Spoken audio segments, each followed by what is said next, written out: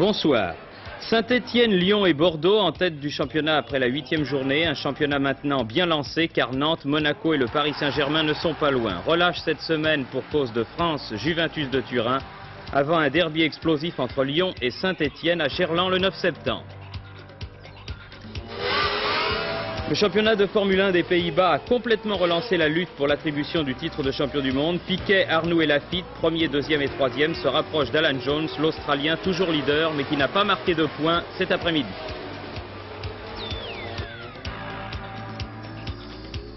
À Flushing Meadow, Pascal Porte et Thierry Tulane jouent en ce moment leur 16e de finale face à Vic Amaya et Yvonne Landel. Yannick Noah jouera demain en 8e contre Björn Borg. Arthur Ashe est l'invité de ce stade 2.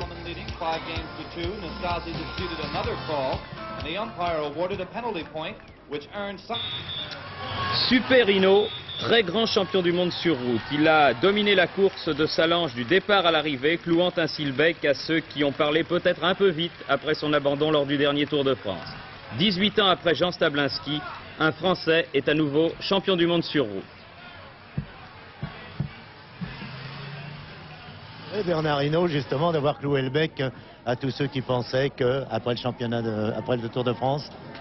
Non, c'est pas ça que je savoure. Je crois que je savoure surtout la victoire parce que ça fait quand même 5 ans que l'équipe de France travaille pour moi et l'an dernier nous avons eu presque la réussite. C'était tout près et bon cette année c'est peut-être la réussite pour tout le monde. C'est toute l'équipe ensemble. Un grand jour et la question stupide, le plus beau jour de votre vie de coureur cycliste? C'est un beau jour parce que j'ai quand même eu pas mal de problèmes cette année. J'ai eu ce problème de genou au Tour de France qui je pense était plutôt soit un arrachement soit un claquage plus qu'une tendinite. Et à 8 jours du championnat du monde, j'ai eu un entérocolite qui m'a vraiment mis à pied. Et je me suis retrouvé parce que peut-être j'avais fait le championnat d'Allemagne, c'est-à-dire pas le championnat d'Allemagne, le Tour d'Allemagne, en presque 8 jours et qui m'a fait rouler. Autrement, je crois que je n'aurais pas été là. Et pendant ce temps, Jean-Paul Olivier vous présente le maillot de champion du monde de Bernard Hinault, qui est ici applaudi non seulement par tous les Bretons qui ont fait le déplacement, car autant vous le dire, Thierry, nous sommes dans le plus beau studio du monde, au pied du Mont Blanc, en compagnie de Bernard Hinault et de l'état-major de cette formation gitane, que je voudrais bien vous présenter. Maurice Champion, qui est l'adjoint de Cyril Guimard, Christian Leuillet, qui est le PDG de la formation gitane, Michel Roland, qui est chargé des relations publiques extérieures et intimement sportives à la régie Renault, et Cyril Guimard, qui tout à l'heure a fait un triomphe en se présentant sur notre petit podium et en rejoignant Bernard Hinault. Je crois, Bernard, que cette fois vous êtes comblé. Votre frère vous a rendu visite, Madame Hinault est là, les parents aussi, le maire d'Iffignac. Personne n'avait voulu manquer cette occasion. Je pense que tout le monde a eu confiance en moi et je crois qu'ils n'ont pas à regretter maintenant. Et il est impossible de vous le montrer, mais si on vous le dit, vous pouvez nous croire. Un arc-en-ciel vient de se dessiner dans le ciel, ici, entre les aiguilles qui nous conduisent du côté de Samoins et le Mont Blanc. C'était précisément pour honorer Bernard Hinault. Non, je sais qu'actuellement, Gérard Vandergut et nos amis de la SFP recherchent cet arc-en-ciel. Il a un peu disparu, mais tout à l'heure, quand Bernard Hinault l'a vu, il n'a pas pu s'empêcher de verser une petite larme, qui était une larme de plaisir. Hein. Effectivement, oui. Oui. Il y a des coïncidences comme ça. Thierry, nous allons vous retrouver donc pour la présentation de ce championnat du monde, en rappelant, mais ça vous le savez tous, que nous avons assisté aujourd'hui au plus extraordinaire des championnats du monde, sur un parcours terrible, dominé par le plus extraordinaire des champions de sa génération. Et nous avons beau fouiller, Jean-Paul et moi, très en avant dans nos souvenirs, on ne se souvient pas, Jean-Paul, d'un dominateur aussi écrasant d'un championnat. Non, je dois dire qu'il y a eu de beaux champions du monde, il y a eu des champions du monde inattendus, même comme Georges Pécher en 1933, il faut remonter très très loin. Mais effectivement, un garçon qui a été de bout en bout en tête, on peut dire pratiquement, parce que lorsqu'il était au sein même du peloton, il a escaladé cette fameuse côte de Domancy en tête. Autrement dit, sur les 20 escalades, il est monté 20 fois en tête. Donc c'est tout de même significatif. Alors la fête est belle ici à Salange. Thierry, vous venez nous retrouver dès que vous le pouvez. Entendu Robert, on vous retrouve pour toute la deuxième partie de ce stade 2 exceptionnel et franchement ça fait bien plaisir ce succès de Bernard. Bon, nous en venons à l'athlétisme. Il y a eu un autre grand exploit cette semaine, un record du monde d'exception battu je crois là aussi par un athlète d'exception, Steve Ovett. Je vous propose de revoir en partie ce 1500 mètres de Coblence. Steve Ovett, c'est donc lui, il a eu le dernier mot. Tout au long de la saison, il s'est battu avec son rival Sébastien Coe sur piste interposée, car rarement, sauf aux Jeux Olympiques, les hommes ont couru l'un contre l'autre. Au 1er juillet, Sébastien Coe comptait 4 records du monde, tous les records du monde du demi-fond. Maintenant, à presque la fin de la saison, ils sont 2 partis. Car à Koblenz, Steve Ovett est devenu seul recordman du monde du 1500 mètres. Après un premier tour mené par Cook et surtout un formidable relais de la part de Thomas Wessinghage, l'Allemand, qui au terme de ce mémorable 1500 mètres battra lui aussi le record du monde. Il a fallu que Sébastien Coe puise au fond de lui-même pour devancer non seulement Wessinghage, mais l'autre Allemand, Hudak. 2 Allemands qui, eux, ont battu non seulement le record du monde, mais leur meilleure performance a explosé littéralement au terme de cette course. 3:31.4, Steve Ovett, seul recordman du monde du 1500.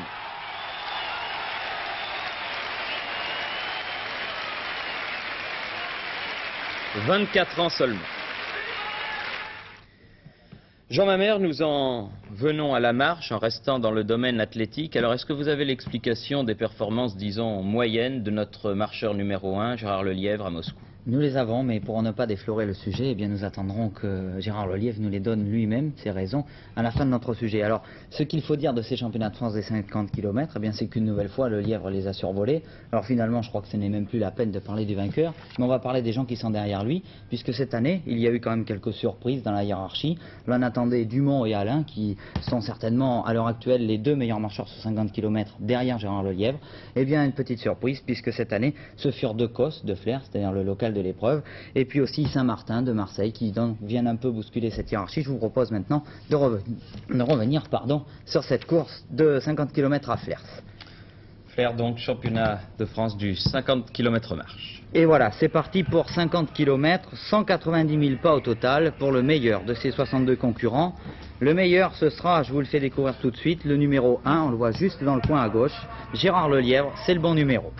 50 km à parcourir sur un circuit très difficile, tracé dans Flers, de course il n'y en eut pas. Lelièvre voulait faire oublier Moscou en menant de bout en bout, il a en partie réussi. Derrière, la lutte s'est résumée entre 4 hommes, Jean-Pierre Saint-Martin, le Marseillais, que l'on voit, 3 fois champion de France sur 20 km, et dans la fin de course lui a permis d'emporter la 3e place. Puis le local de l'épreuve, Jean-Claude De Cos, ici en compagnie de Chebassier. Survolté, il prenait dans les derniers tours la 2e place. Chevalier, quant à lui, terminera 4e. Pour Gérard Lelièvre, la victoire ne faisait plus de doute depuis le 15e kilomètre et il en profitait pour battre le record de France sur route de la distance. Alors avoir un Lelièvre en si grande forme en fin de saison, l'on ne pouvait s'empêcher bien sûr de revenir sur l'échec de Moscou. J'étais prêt, mais personne d'abord n'a cherché à savoir ce qui m'était arrivé au jeu. J'ai été malade, ce qui arrive à beaucoup de personnes. J'ai eu des problèmes d'intestin, si bien que je n'ai pas pu défendre mes chances, puisque dès le début de la course, j'étais obligé d'arrêter, parce que pour aller, disons, aux toilettes, j'ai eu des problèmes assez importants. Non, pas du tout, puisque je suis quand même habitué maintenant aux grandes compétitions, et c'est uniquement, disons, de ces problèmes d'intestin. Sans doute une question de nourriture, et malheureusement ça arrive le jour des Jeux, c'est regrettable. Alors maintenant, qu'est-ce qui va se passer pour vous? Qu'est-ce que vous cherchez? Oh bien rien, à me réhabiliter un petit peu d'abord à mes propres yeux, à faire voir ne serait-ce que cette performance-là déjà aujourd'hui sur ce circuit, tout seul et puis sans être quand même autrement épuisé, prouve que, disons, j'ai atteint un certain niveau sur 50 km et que sans mes problèmes de Moscou, j'aurais peut-être pu rivaliser pour une place sur le podium. Nous en venons sans transition au tennis en remerciant Arthur H d'être des nôtres ce soir. Arthur, vous parlez un petit peu le français? si vous parlez lentement, très lentement. On va essayer. Je viens d'apprendre un résultat qui arrive directement de Flushing Meadows. Oui. Thierry Tulane a été battu par Ivan Lendl en 3-7, 6-2, 6-0, 6-1. Oui. C'est un résultat sévère mais normal. Il y a encore, à votre avis, un certain écart entre le jeune Français et Ivan Lendl? Oui. Il joue contre Lendl demain. Non, il vient d'être battu par Lendl. Ah, oui. 3-7. 3-7. Pas mal pour la première fois pour Thierry, parce que il était seulement dans le tournoi en Italie qu'il a battu contre Gerolaitis, oui, un grand surpris. Qu'est-ce que vous pouvez nous dire, Arthur, de l'Open des États-Unis? C'est un tournoi spécial. Oui, c'est le deuxième tournoi du monde après Wimbledon, mais une longue distance de Wimbledon. Les Français disent que c'est le troisième parce qu'il y a Roland Garros oui, avant. Le Roland Garros, définitivement troisième. Oui, oui. Arthur, est-ce que vous avez été tenu au courant des déclarations et de ce qu'a dit Yannick Noah récemment dans un magazine français? Ah oui. Peut-être je réponds en anglais pour cette question. Vous répondez en anglais, mais alors pas trop vite pour que je puisse traduire. Oui. I think we should do two things. On devrait faire deux choses. Oui. One, there will be two investigations. Deux enquêtes. One by the Men's Professional Tennis Council, of which I am a member. L'un par la commission des joueurs de tennis professionnels, dont Arthur est membre. And your Philippe Chatrier is the president. Et l'autre, et dont Philippe Chatrier est le président, yes, oui. That's one investigation. And there will be another investigation. Une autre enquête. By our Players Association. Par l'association des joueurs, RTP. Oui. But the problem now is, for sure, Yannick has incriminated himself by his statements. You understand? Oui, oui. Yannick a fait des déclarations, il s'est donc mis en évidence et c'est lui qui est responsable de ce qu'il a dit. Oui, but I don't think, since I've been playing for a long time, I don't think, you know, the use of the players of dope is a big problem because le dopage est un grave problème. Because it's impossible to stay in good physical form if you do that. Si on se dope, il est évident qu'on ne peut pas rester en grande forme. Oui. Qu'est-ce que vous pensez? Pourquoi, à votre avis, Yannick a dit des choses pareilles? Why did he tell such things? Well, he was talking to someone from a magazine, and il a parlé à des journalistes d'un magazine. And he wasn't thinking. Il n'a pas fait attention à ce qu'il disait. Oui, yes, je pense que c'est quand même un peu grave. Il faut réfléchir. You have to think when you say something. Yes, Yannick is 21, but he is. Oui, Yannick a 21 ans, mais il ne les a pas tout à fait, c'est ça. He is like all the other 21-year-olds. Est-ce que je peux ajouter que Arthur Ashe a découvert Yannick Noah au Cameroun, l'a vu pour la première fois alors que Yannick avait 11 ans au cours d'un clinique et qu'il a tout de suite dit ce gamin-là gagnera Wimbledon. Et je souhaiterais demander à Arthur Ashe si Yannick Noah ne l'a pas déçu jusqu'alors.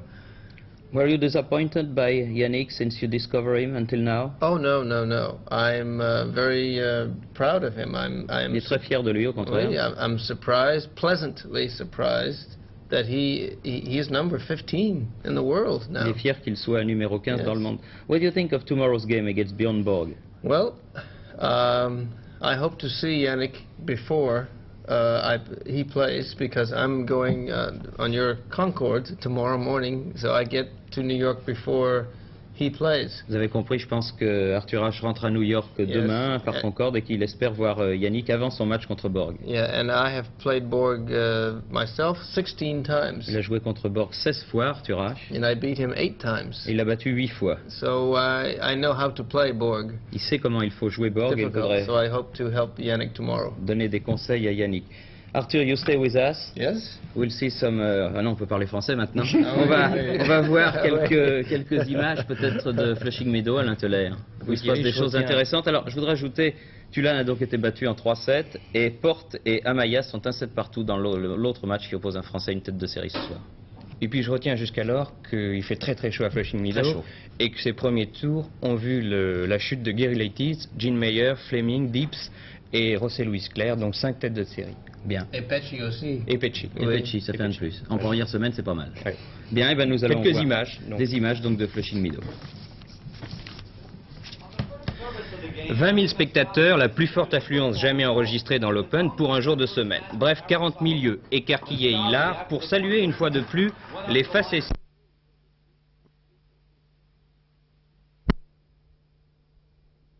I have played Borg myself 16 times. Il a joué contre Borg 16 fois, Arthur Ashe. And I beat him 8 times. Et il l'a battu 8 fois. So I know how to play Borg. Il sait comment il faut jouer Borg et il faudrait So I hope to help Yannick tomorrow. donner des conseils à Yannick. Arthur, you stay with us. Yes. We'll see some... Ah non, on peut parler français maintenant. on va voir quelques images peut-être de Flushing Meadow à l'Intellier, où il se passe des choses intéressantes. Alors, je voudrais ajouter, Tulane a donc été battu en 3-7, et Porte et Amaya sont 1-7 partout dans l'autre match qui oppose un Français à une tête de série ce soir. Et puis je retiens jusqu'alors qu'il fait très chaud à Flushing Meadow, et que ses premiers tours ont vu la chute de Gary Leightis, Gene Meyer, Fleming, Dips et José Luis Clerc, donc 5 têtes de série. Bien. Et Pecci aussi. Et Pecci. Oui. Et Pecci, ça fait un de plus. En première semaine, c'est pas mal. Oui. Bien, et ben nous allons Quelques voir images, donc. des images donc de Flushing Meadow. 20 000 spectateurs, la plus forte affluence jamais enregistrée dans l'Open pour un jour de semaine. Bref, 40 milieux écarquillés et hilars pour saluer une fois de plus les facéties du vilain Nasty. Il amuse, mais commence à lasser les plus indulgents. Ilie Nastase est décidément incorrigible. Après tout, tant mieux peut-être car le spectacle est soft. Enfin, un spectacle qui nous ressemble toutefois en rien au tennis. Cependant, le poids des ans se faisant sentir, le numéro du Roumain dépasse rarement le cap des 3-7. Il s'incline ici face à Solomon et sort de scène à sa façon, accompagné, c'est la coutume, d'une rondelette petite amende, $500 pour insulte au juge de ligne, $250 pour geste obscène. For his actions in this match, Ilie Nastase was fined $500. By the way, Solomon won easily in 3 sets. This is Tom McDonald reporting. Il semble malheureusement que Nastase ait fait école puisque Vitas Gerulaitis emboîte le pas ici. Ce seigneur des courses s'en est pris à tout le monde et à personne, une fois n'est pas coutume, avant de se retourner vers le juge de Chèche pour le traiter de nom d'oiseau. Puis il s'en est pris humoristiquement à son adversaire Pfister. L'on se retrouvera bientôt, lui a-t-il dit. Avant de se parler au tournoi, je suis complètement fou. Il a toutefois assuré le spectacle. Retour en force après 2-7 malheureux. 3-6, 2-6. Il revient 6-3, 6-1. Avant de s'incliner 7-6 au 4e. Dans une euphorie générale, vous le voyez. Arthur, Oui. Nastase est un phénomène. Oui, oui, mais il a mon âge et je le comprends. Oui. Il est un fou. Oui. Oui. Arthur, vous aimez la voile, sailing? You're interested by sailing? Selling? Sailing, America's Cup? Oh yes. C'est une grande exposition. C'est très populaire en Amérique. Oui. Une fois par année, oui. Tout le monde montre l'America's Cup, oui. Alain Teller, l'équipage français de France 3 du Baron Bic est donc en finale des Challengers, mais ça n'a pas très bien commencé. Ça n'a pas été facile, hein. On serait tenté de dire même too big or not too big, hein. Pour le baron du même nom. Too big or not too big, carrément. Le baron du même nom a eu du mal. Oui. Mais cela dit, il s'est qualifié donc pour cette finale. Cette finale des Challengers, il rencontre Australia avant de pouvoir espérer disputer en cas de victoire la vraie finale face à Dennis Conner.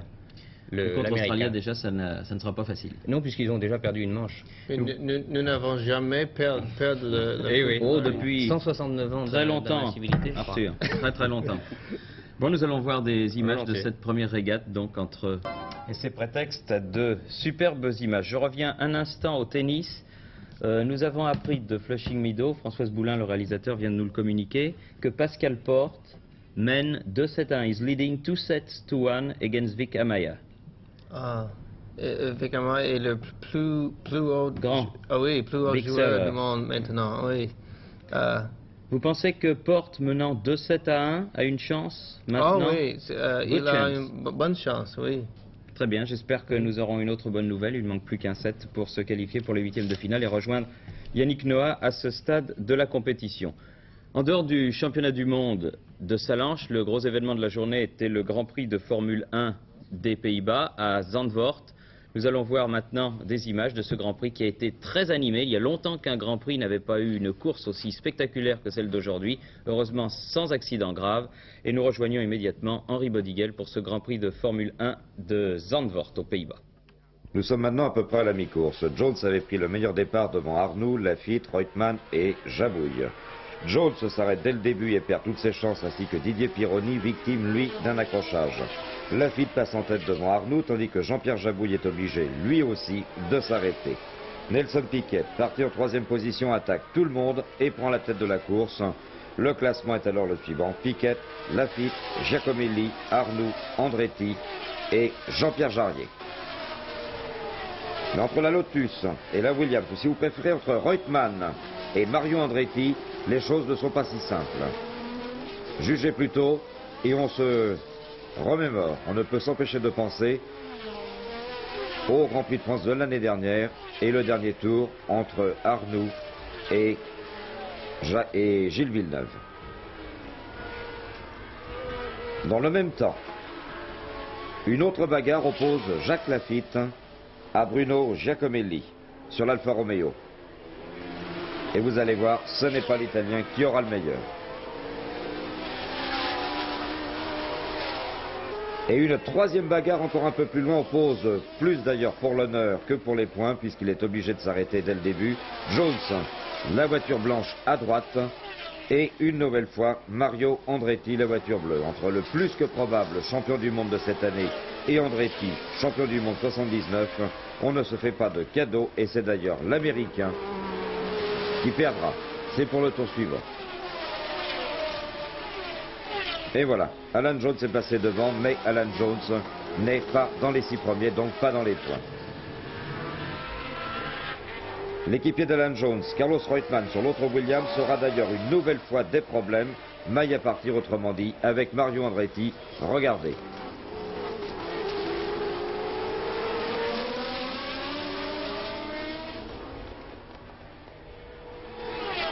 Pendant ce temps, Nelson Piquet se promène en tête avec un écart de 16 à 20 secondes par rapport à Jacques Lafitte qui se maintient, lui, en 2e position. Le classement est alors Piquet, Lafitte, Arnoux, Andretti, Reutemann et Jean-Pierre Jarier.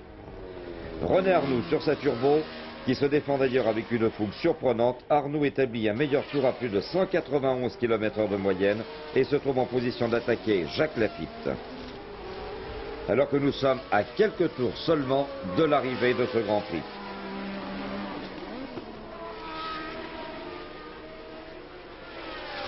Arnoux va obtenir gain de cause et se classera finalement 2e derrière Nelson Piquet, déjà vainqueur cette année du Grand Prix de